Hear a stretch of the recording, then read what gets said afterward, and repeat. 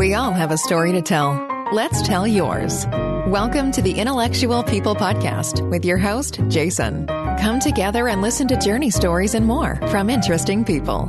Welcome your host, Jason. Today on the Intellectual People Podcast, I have Brad Bennett from Novem Industries. How are you today, Brad? I'm well, Jason. How are you? Very well, thank you. Happy New Year to you and your family. Same to you. Thank you. So, Brad, tell everybody what Novem Industries is. Novem Industries is a recycling company that started back in 2008. Didn't really start as a recycling business. In 2008, it was a garbage hauling company, and it kind of evolved into a recycling business, primarily through the need. We were a garbage company, and we started source separating all our trash to get rid of different commodities, mostly to just save money, and ended up with a large pile of wood. So we would separate all the different commodities: steel, concrete, cardboard, anything we could make money on to take it out of the general waste stream, and the heavier items that we could get rid of at a discount. And we ended up with a large pile of wood.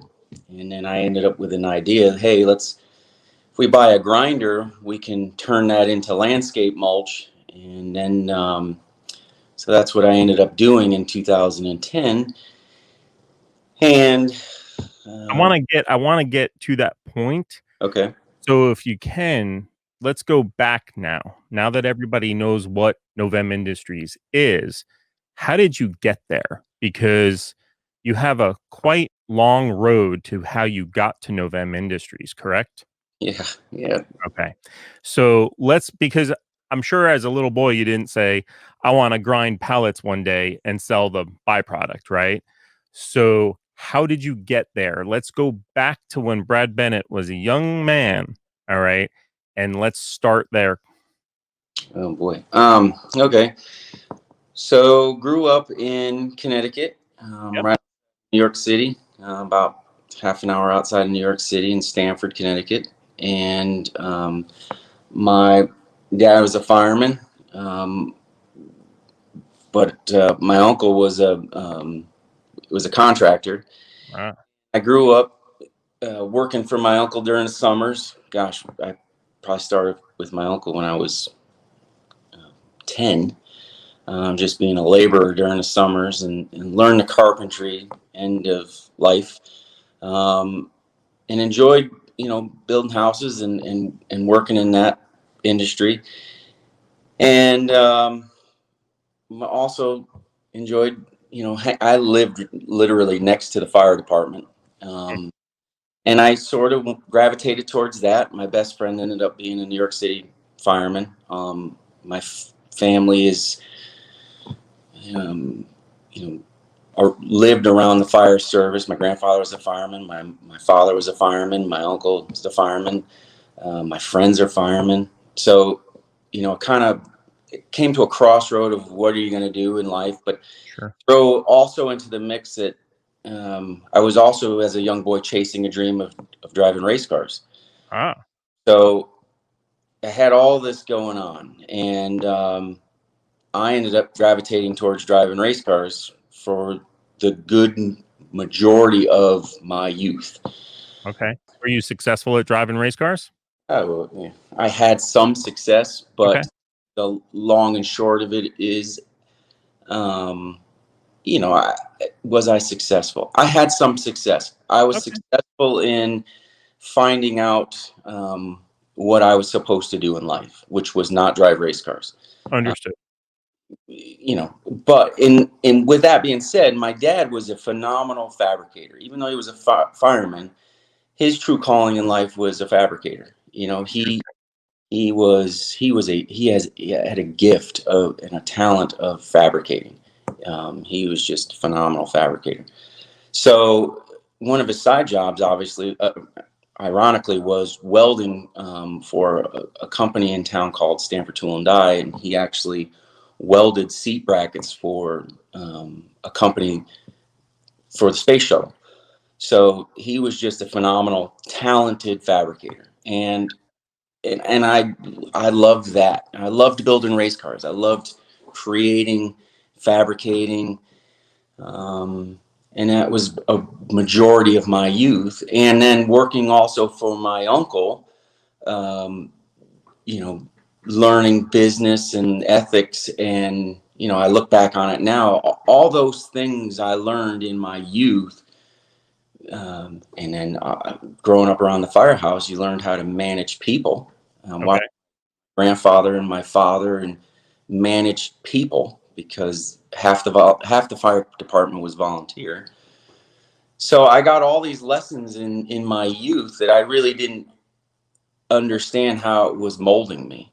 But you know, obviously, the racing part of my life was fun. It was great. And then you know, like 2004, we just talked about this. 2004 was our last full season, I'll call it, in Bush North in a series that we raced.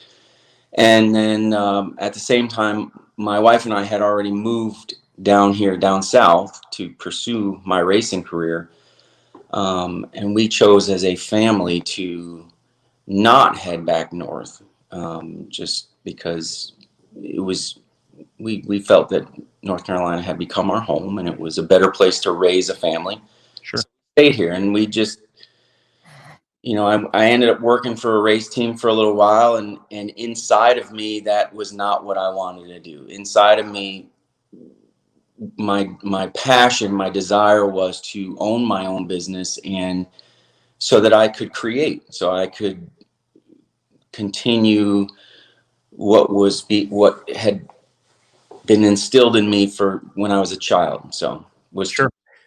So how do we go from working for major NASCAR Cup teams, Mhm. right, to coming up with an idea of Novem Industries? How did that originate? So, wow. You know, it was all just kind of came to me. I don't know, just on a piece of paper. Well, let's start first. Novem. So Novem Industries has evolved over time, as you've said, right? So I'm sorry. Dramatically, yeah. Right. So when Novem Industries first started, right, you still had a grinder and you still did some of that, right? Yeah. So I want to understand how we decided that grinding wood pallets would be a profitable business, because I understand where mulch comes from, right? And I'm sure you'll elaborate on all of that. I want to understand though how grinding pallets and using them for other uses, which really is unheard of as far as I know, uh, came about, because that is what is so impressive to me.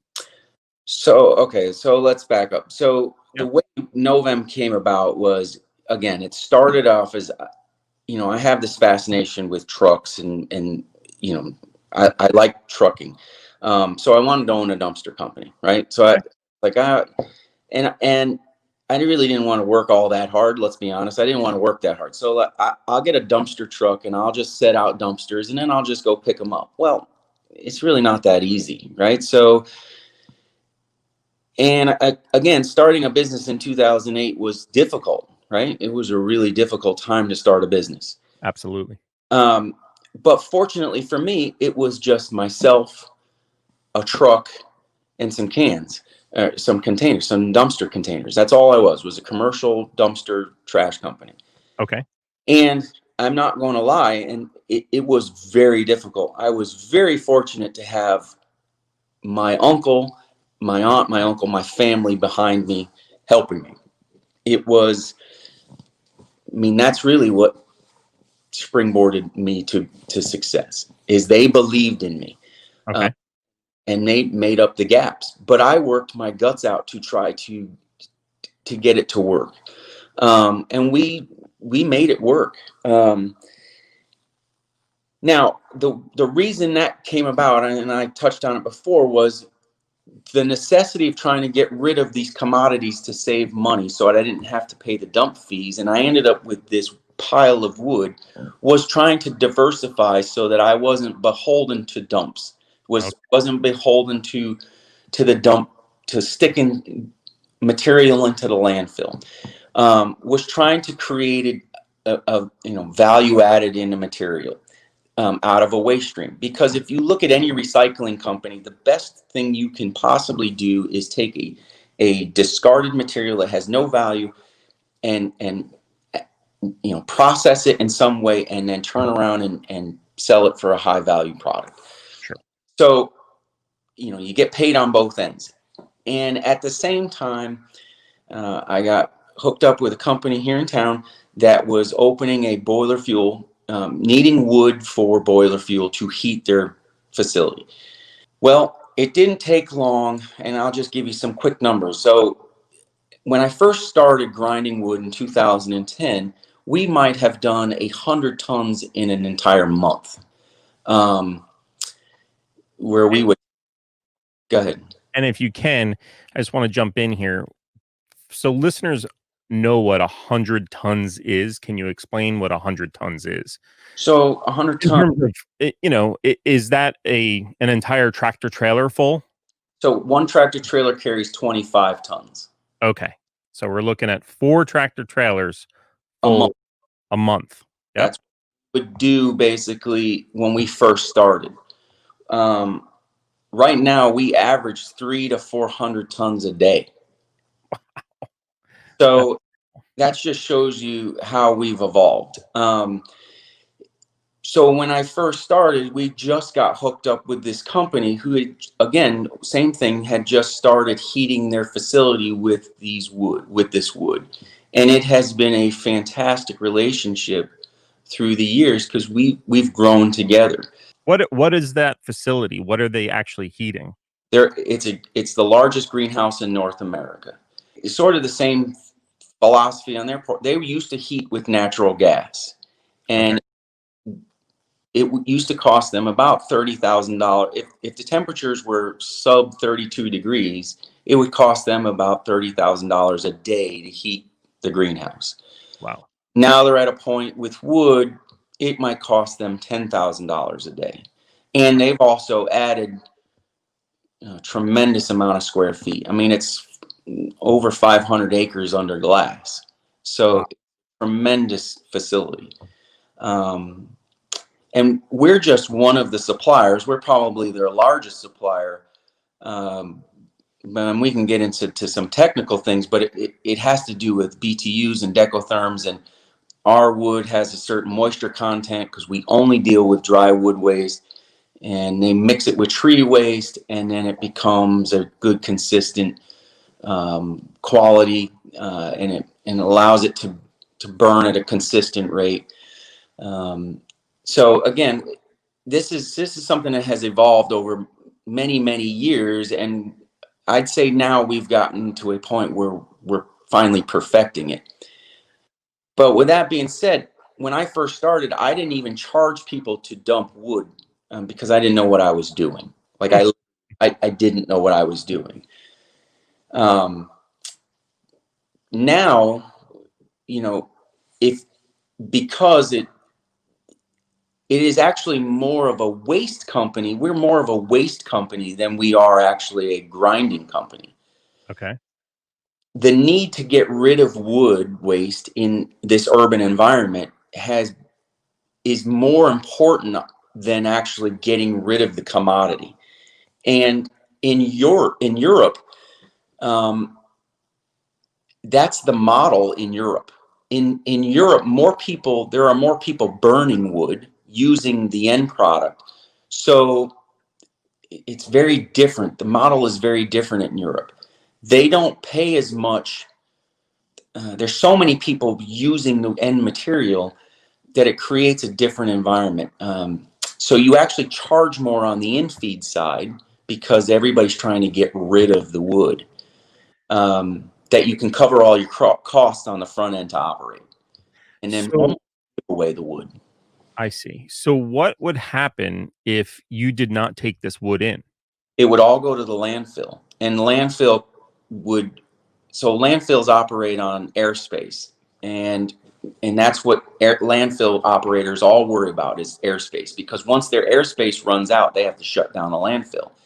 And then, the trucking industry, then you have to start moving garbage, and all this material has to go farther out. So then carbon footprints cities start worrying about carbon footprints because the trash material has to get trucked farther outside of town.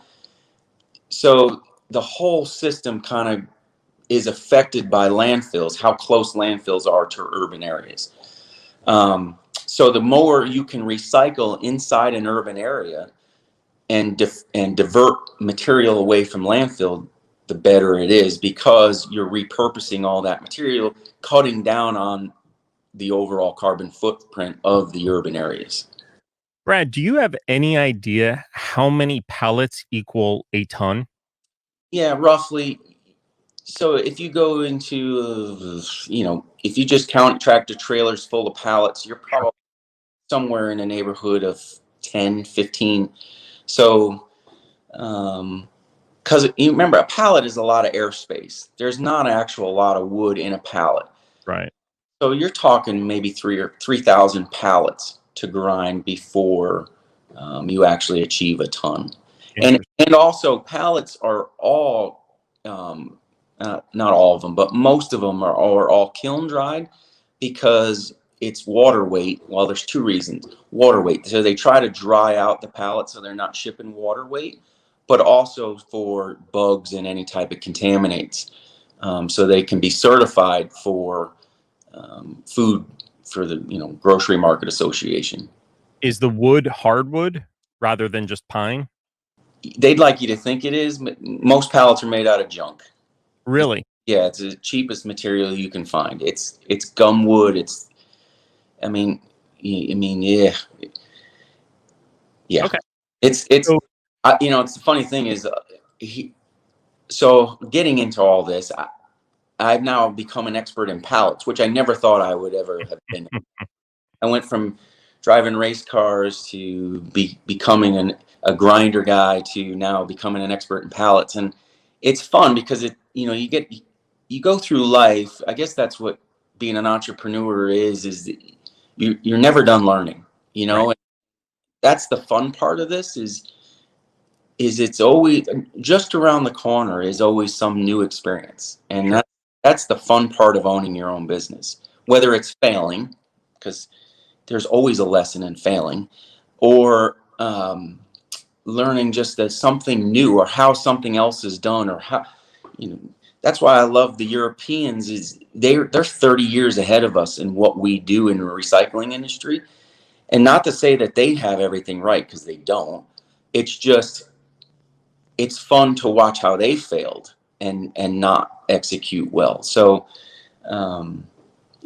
their machinery is certainly more interesting than ours, but again, we'll get into that later. So what do you believe, or has it been proven scientifically, that burning this wood at your customer sites is better for the environment as opposed to putting it in a landfill?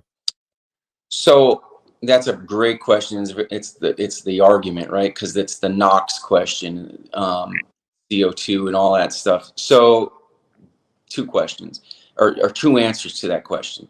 Okay. The first answer is yes, in a simple, because my material was heading to the landfill anyway, because it was already purposed into a pallet. It typically, arguably, it was already a harvested tree, purposed, made into a pallet. Sure. So its only last possible choice was either to end up on Etsy, to end up in somebody's house, Right. to end up in a landfill, which would have ended up in a landfill at some point anyway. So let me ask the other side. Why not make injection molded pallets from recycled plastic bottles So instead? it takes more industry. We use large diesel grinders and stuff to do what we do. We're fortunate that energy's cheap right now.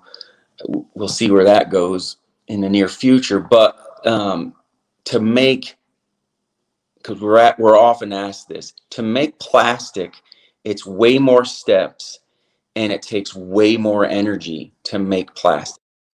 Yeah, I understand. And then once you discard it, it doesn't break down. So there's that portion of it.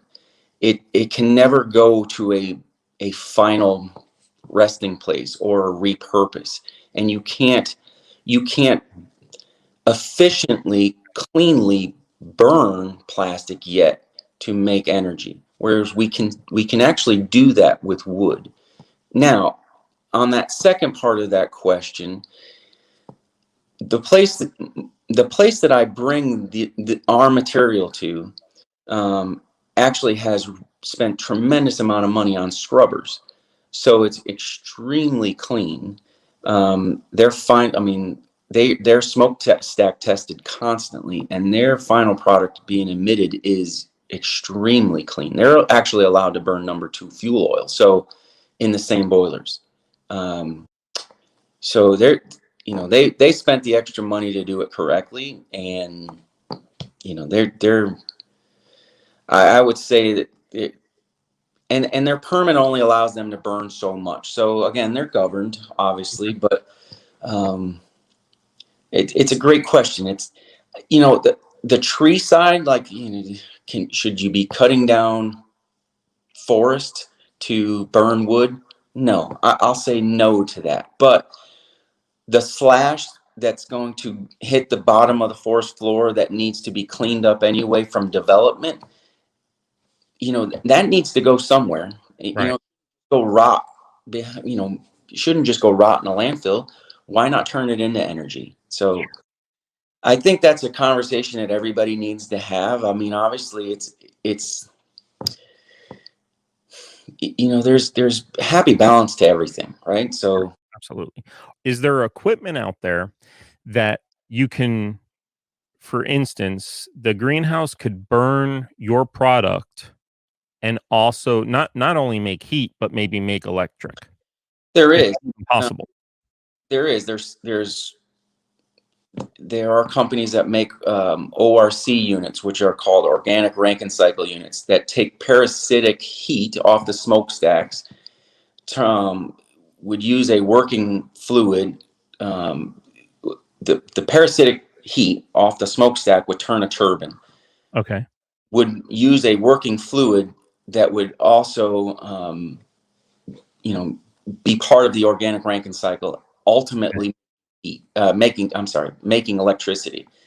It would cost them some money. I don't know what the ROI is. They're expensive systems, but they're becoming more modular and frequent in Europe. I think you'll see that technology grow here in the United States. I do think you'll end up seeing that come here as the units become more modular. I mean, I've actually almost recently seen them pop up in California to burn some of the waste in the forest and make as much as 500 kW. Wow. So yes, the technology's out there. It's increasing. I think as people become more and more aware, and especially in places that are rural that can't have the grid brought to them, they could, Sure. have a little makeshift, at least up to 1, megawatt. I think again, all good conversations to have, because development is going to continue. Trees are going to continue to fall. Urban waste is going to continue.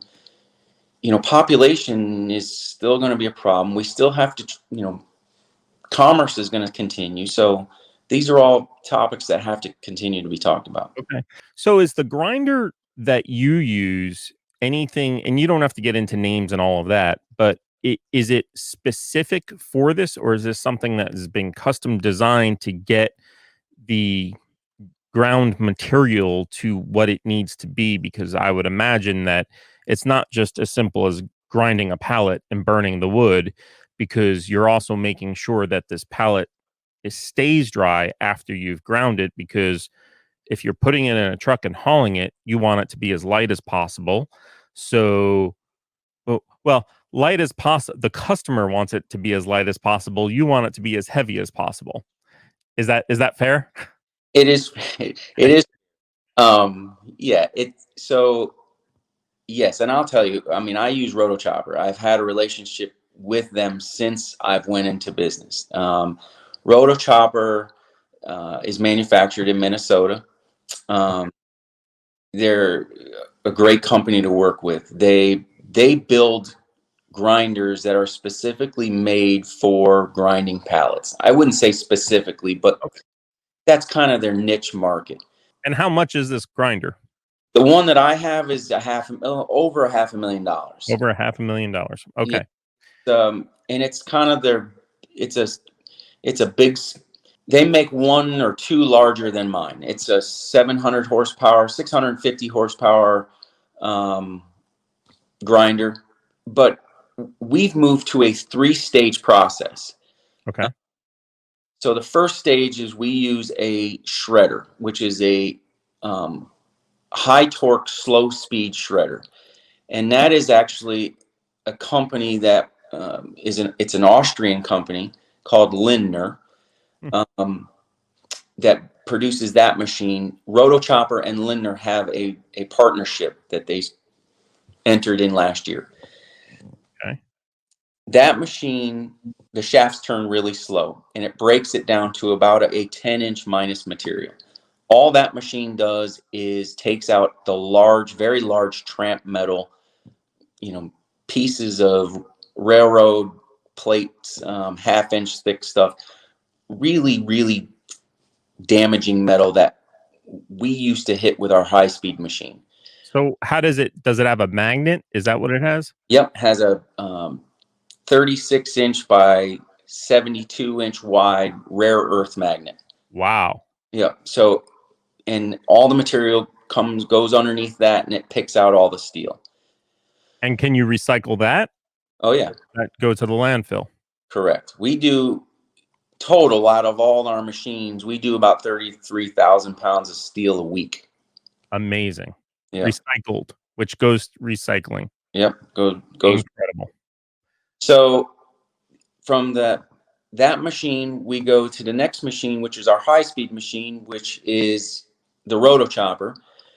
And it never touches the ground. So it goes directly from the shredder into the Roto Chopper and passes through two 2-inch screens. And then from that machine, which also has another two magnets, it goes from there into a screening deck, which is a Sandvik machine, which is a shaker deck material that passes on this shaker deck, and it splits it into 3 different materials. And that's to service 3 different customers. And it just does that in one pass. So that's how we process it. Okay. And you say 3 different customers. Now, is that 3 different customers that use it for the same product, that use it for the same end use, or are these customers using it for something different? That's all 3 different customers. So the top customer would be the boiler fuel. Middle customer is a mulch market. So people that dye and sell it for landscaping mulch.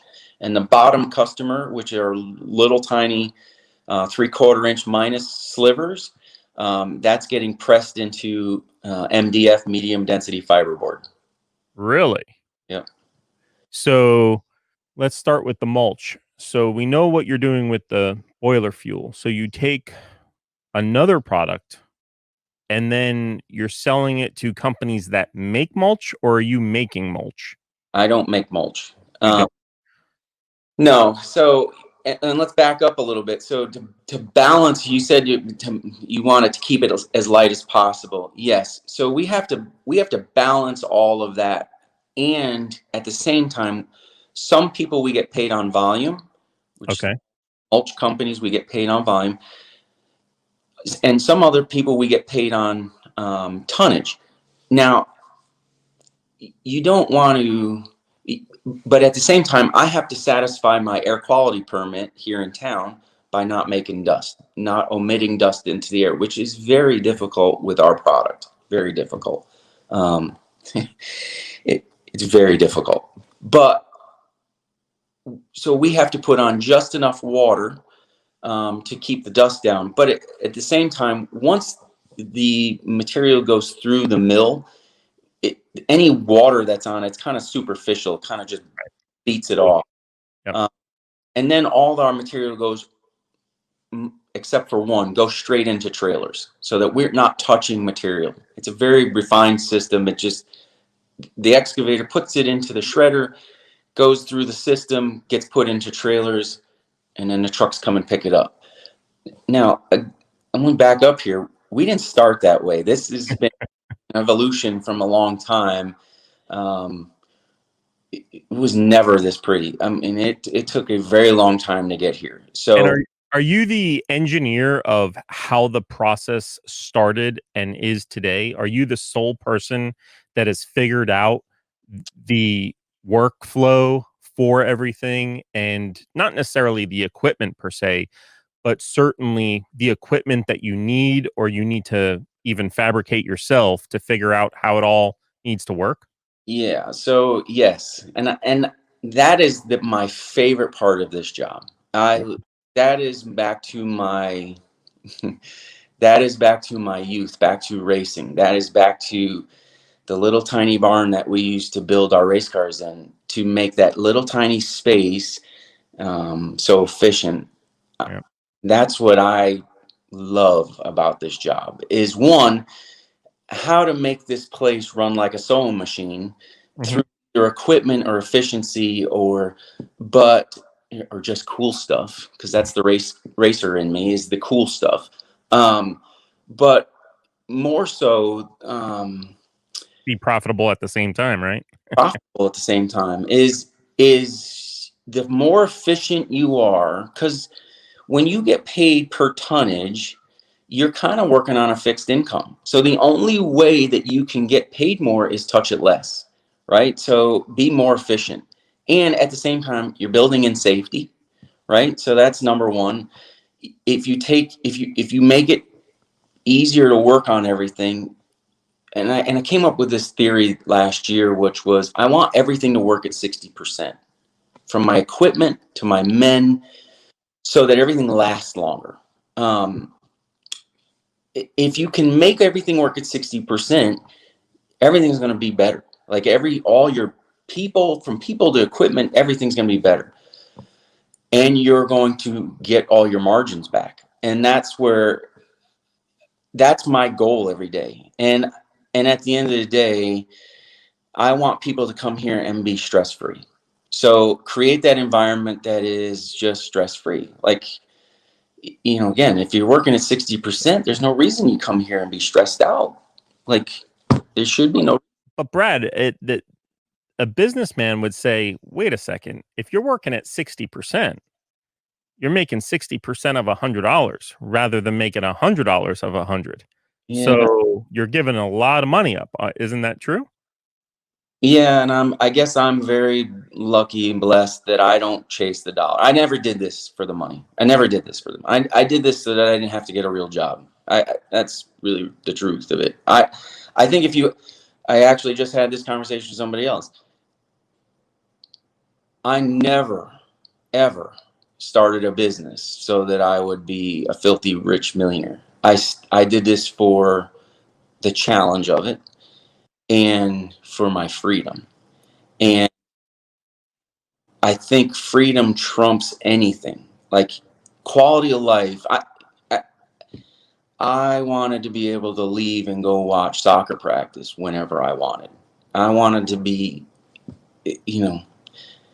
and I want to be able to come here on any day that I want. I want to come here on a Sunday afternoon. That's why I want to come here. I like being an entrepreneur. Owning your own business is about the freedom to come and go when you want. and at the same time build wealth through assets. And that's kind of where I'm finally understanding what owning your own business is seeing the future of building wealth through assets. And I'm finally getting that balance, and I'm excited about that, because for a lot of times, for the longest time, I had to endure the suck, borrow money. It's not easy. It is not easy to own your own business. So, if you would, can you expand on what you just said about building wealth through assets? How are you achieving that? I've been very fortunate to, through my company, meet really good people. Okay. Really good people, fine people and you meet really not good people too. And you learn, the older you get, you learn how to weed them out. I think that's probably the biggest takeaway of owning your own business, is learning how to fail less, how to fail smarter, because you're always going to screw up, right? Sure. You fail smarter. And you weed out the people that you just kind of get better at weeding out the people that you start recognizing, hey, I got no time for you. But I've been very fortunate to meet some really great people. And when I say building wealth through assets, is you let the company do what you need to do for you, and then you ultimately start capitalizing on assets. Whether it's buying property or figuring out how to make money through good business deals. Just being smart with your money, expanding into other business ventures. That's what I've kind of learned, is don't stand still. Certainly don't get complacent. Get to a point, because that the entrepreneur spirit is to never be satisfied, right? To just continue to love the process of growing. Right. But I'm constantly looking, this place kind of runs itself, and now I'm able to just move to the next. And what do I want to do? What do I want to do next? How can I make this next thing better? And just to kind of branch off and expand into something different, an offshoot. How many people make up Novem Industries? We're 14 now, and we'll probably be close to 20 by the end of 2021. And you said trucks. Do you have your own tractor trailers as well to transport, or do you hire that out to a transport company? No, we own our own tractor trailers. We have a fleet of 8 now. And the reason we had to expand into such a big fleet is to manage the material. In this commodity, a lot of times, you have to ship the product as soon as possible. Right. You don't get paid unless the product is delivered. So depending, hoping that somebody else, relying on another company to ship your product is you just can't do that. Okay. And I love trucks. I'm a truck geek. So I love, and again, here's another thing, is it's your brand, right? So trucks down the road is your brand, and we have really nice trucks and trailers. So we get a lot of compliments on that. And that is part of I just love trucks. Understood. So you have an incredible amount of money wrapped up in equipment. Is that fair to say? Between grinders, and you said an excavator, and who knows what else you have on the yard, right? Yeah, barriers to entry into this is difficult. And I guess that's why we are the largest in the Southeast now, and what we do is because of the equipment. The capital investment is massive. And it's not something that you had the luxury of doing from day one. That's the other thing, right? You mentioned that you had one truck. At one point, it was one truck and yourself driving a truck. Correct. It was one truck and 15 dumpsters, and there's $11 million worth of equipment sitting outside right now. Wow, incredible. That's an incredible number. That Yep. sure is. So you, Yeah. Yeah. Yeah, it is. sitting outside in the sun and the rain, right? Yeah. And sometimes snow, I presume. Yeah, and going up and down the road, I mean, there's a lot to that too. So evolving. So you want to talk about evolving is learning that whole part of the trucking industry of liability. So I used to so simple things like that. I used to own my own trucks and maintain my own trucks, and I looked at as my business as a whole and said, okay, where is my most liability lie? Nobody governs really my chips except my customers. So, and to be honest with you, the grinders really haven't changed since the 80s. Okay. I mean, yeah, they're a little bit different here and there, but if you look at where the liability I was exposed the most was trucking, right? So it's horrendous. So I moved away from owning my own trucks and then doing full service leases so that I could put my best foot forward with exposure. And now I have a program that I have with Mac where they maintain and do all the maintenance on my trucks, simply so that liability wise, the DOT pulls us over, everything is compliant, everything is brand new, everything is perfectly, correct. And my drivers are happier because they're in brand new, good, nice stuff. Again, that's a learning curve. That's after being in business for 10, 12 years. It's those are the things that you learn. And is it safe to say then that with a truck lease program, if the truck breaks down, it's on them and not on you? Correct. And, if full service means that they have to come tow it wherever it is. They have all of that. Now, you pay for that, Of course. but again, freedom, back to my freedom, peace of mind, sleeping well at night. Look, I've been in business 12 years. This was the first year of being in business where I took 2 weeks off and went elk hunting, and didn't really worry about the business running. Like, again, those are things after learning, being in business for a long time, that you start making choices for quality of life. Understood. So where is Novem Industries going now? So you said you love to innovate, and I'm not asking for your next best idea. I'm not asking for that at all, Brad. But where does Novem expand? Can Novem expand what they're doing nationally? Is that possible?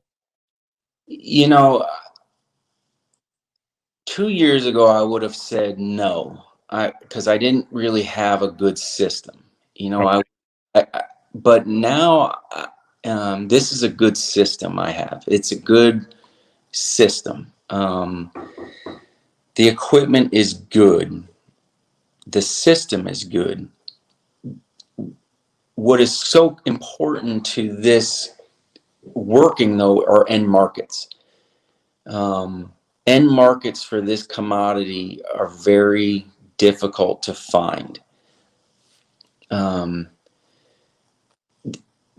This is unlike rock. It's not like concrete, where you have so many customers that want this end product. This is a hard product to market. So you have to, it's a balancing act, because I could have way more in-feed. The problem is managing the outfeed. Sure. So I'm choking on the in-feed and have nowhere to go with it. But So I got to interrupt here. So there's pallets all across the world, certainly all across this country, right? Yeah. We know that. There's mulch, I'm going to say, all across the country as well. Sure.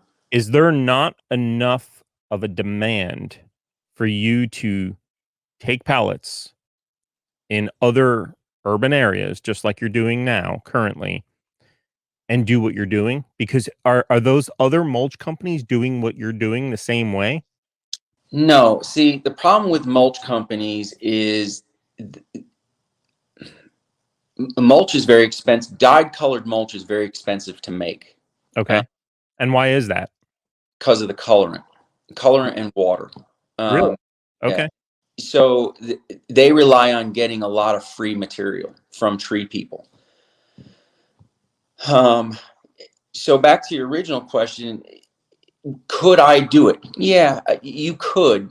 And yes, a lot of pallet shops rely on this way of doing things in order to do this business. Are there people doing what I do in other regions? Yes, there is.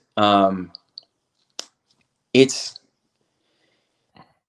to do it in this volume though all year long. It's hard, Jason. I mean, it's difficult. It's I don't know. I would the I would say maybe we for the first time in being in business, I would consider moving it to another market. In this business plan to another market. Well, It's taking this amount of equipment, this amount of this whole scenario, and moving it this amount of money, moving it to another location. well, I guess what I was getting at is this, is you have 12 years of experience of doing it. What's to say that someone, some business owner that currently owns, let's hypothetically say they own a nursery, right? Yeah. They Yep. own a nursery with an incredible amount of land because I'm assuming, and correct me if I'm wrong, that, and we haven't even discussed what your actual property size is to do all of this at, or what it needs to be, or what it ideally needs to be. But they have a nursery and they see a need for something like this. What's to say that they can't hire you as a consultant and you help them get up and running, right? Mm-hmm. And that's how you're expanding your assets, as you say. Sure. I mean, that's certainly a possibility. That's certainly a possibility. There are people that probably are sitting on gold mines and don't even realize it. Correct. Um, the urban part of this scenario is probably the big key part. You have to have the ability to collect the material. Mhm. You have to be able to collect the material. And then you have to be willing to put up with the towns or the cities and the red tape and the bureaucracy in permitting to get through all of that, and build partnerships inside the cities to get this done, because it's not easy. It is not. Absolutely. Look, I've said this on my previous streams as well.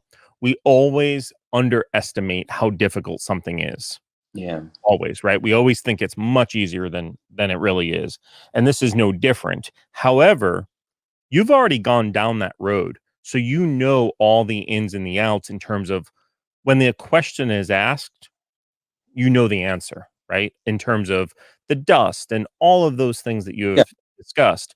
So while a current business owner of a nursery, for example, might not know that, but has the land and the desire and the consultation with you to see if it's feasible in that market, you know at least the questions to ask that person, he or Sure. she, right? Yeah. And that's what's really important. So you can expand it. This is something that you can expand to other markets, because I have a hard time thinking that this is only available in Charlotte, North Carolina, right? No, I mean, so there's a company that's way bigger than me in Ohio that does this. I mean, Okay. they're monstrous. As far as land space, I mean, I'm only working on 5 acres here in Charlotte. And actually, really, 2.5, 3 are what we use. Um, so you don't need a lot. If you want to expand into mulch, where you're making a mulch product, you need more space because you have to stockpile, and then with mulch, you need a drying pile and a working pile. So there's reasons that you need more space. Right. But yes, if I was to move to another market or help somebody expand in a market, yeah, I mean, there are certain ways that you would want to do things. Obviously, money would be a factor in your limitation, but mulch is a great way to get rid of this material. This material is not going anywhere. Right. It is always going to be a problem. Europe moved away from what we'll call a GMA, Grocery Market Association pallet, which is a standard pallet that we all know and love in America, and have started taking their pallets and grinding them and making them into a pressed pallet. And that's how they're kind of getting rid of their wood waste. Is they're grinding up their wood and smushing them into a pressed pallet. The problem with that is they don't have a life cycle. They literally almost get used once and then they discard them. So it's almost counterintuitive because they're expensing a lot of energy to make this pressed pallet, and they're only getting one use out of them. Right. Whereas the current pallet that you see here in America, those could be I think they're in cycle for probably 5-6 years. Wow. I mean, it's incredible how durable and how far and how long they last. So, yeah, expanding into a market is probably the next viable option for us, as far as what we plan on doing. I've been approached about going into the pallet business. I don't want to do that. Okay. That's something you and I haven't even touched on yet. That's another big part of our business is we actually recycle a tremendous amount of pallets, just pulling them out of the waste stream, basically recovering the ones that are good and salvageable and selling them back to the pallet companies. So when you say recycling, you're not grinding them, you're actually repairing them and selling them back into the industry. No, we don't actually even repair them. We literally only pull the ones out that are actually usable. They're called RFIs, ready for issue. We pull them out, basically dust them off, restack them up, reload them into trailers or store them, and then sell them back. So you're telling me that companies are dropping off pallets that are 100% usable from the moment they drop them off? Correct. And in fairness to them, they don't even know. I mean, because we get 50 roll-offs in here a day, where they're just backing in and dumping out. And in there is, probably 90% brand new good pallets, where a company was just unpackaging their goods and then they throw their pallet into their dumpster that's sitting outside their business. And then that comes to us, gets emptied out. We charge them to empty the dumpster. We take the good pallets out, sell them, and then we only grind the ones that are bad. Gotcha. Is this material able to be burnt in like a home wood burning stove? Sure. The only thing you're going to be left with nails. That's the only downside is if you burn a pallet. Well, no, not the pallet. If you were to grind a pallet, which then you remove the nails, right? Can you sell? Is that even a product that could be sold or used of grinding pallets and then people use them in wood burning stoves? Because let's face it, wood burning stoves are everywhere, especially in the Northeast and out west and the Midwest where it's cold. Sure. The only problem with that is it would smother the fire because it would go in dense. It's a little hard to meter in. They do sell stoves, bigger, larger industrial stoves that you could burn our material in, and it's got a screw auger and it meters in, and it's more for like a hot water system for like a shop. Okay, so there's other alternatives for businesses to heat their facility with your material. Yeah, absolutely. Okay. Yeah, I mean, there's tiny little, I'll say tiny. There's a small of wood burning stove as the size of a home boiler system that Okay. burn our material. A hopper sits outside the house, Yep. and you have to shovel it in there or put it in with a tractor. But yeah, I mean, if we lived in a colder environment, let's say like Michigan, that would Mhm. be a very common thing. Yeah. Okay. So what's your next step? I don't know. My next step is probably, so one of the things that we're fighting right now is storage space, Okay. is just having the ability, like any business, um, you know, warehouse, Walmart or Amazon or anything, is warehousing product, right? So the only way we can do that is vertically or horizontally. Um, and we have to figure outside of town where we can store product, so that we can do it vertically. Uh, so that's kind of what we're identifying right now for 2021, is trying to identify a piece of property outside of town where we can continue to take in, because a large amount of our waste, the waste stream that comes in, is taken in during the summer. And we move a consistent amount in the spring and summer, but the bulk of ours goes out in the winter. Tremendous amount goes in the winter. Makes sense. So we need to be able to harvest all we can during the summertime and then stockpile that offsite on a property. So that's what we're trying to identify. And, it's a balancing act of staying somewhat close to the city, but, the price is just ridiculous. So that's the balancing act right now. Things are looking good for 2021. Yeah, I hope so. I mean, um, we had a, you know, we had a tremendous 2020. I know it wasn't that way for a lot of people. I feel very, very gifted, very blessed that we were able to have such a great 2020. Very fortunate, and I hope that it continues into 2021. All our business partners, so far, feel the same, and we'll stay that positive and hopefully move into 2021 with that attitude.